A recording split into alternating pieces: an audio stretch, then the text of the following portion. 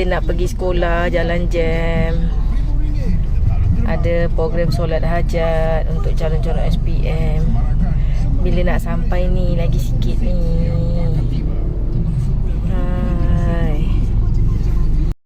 Keberkaitan ini, tujuan kita berkumpul bukan sekadar menghadapi peperiksaan, tetapi untuk menyerahkan harapan, usaha dan doa sepenuhnya kepada Allah Subhanahu Wa Taala agar dimudahkan segala urusan anak-anak kita dalam mengikuti SPM kelak. InsyaAllah dengan usaha dan tawakal, Allah pasti menunjukkan yang terbaik untuk anak-anak. Sudah. Bayangkan Bilal, takwa dia hebat. Jadi bukan pada rupa. Takwa juga bukan dilihat pada nama.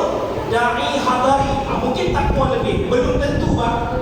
Entah-entah saya ni pandai cakap, dan takwa saya rendah. Aku bercakap, tapi Allah tahu nilai yang takwa da'i hadari. Da'i hadari tak boleh tipu.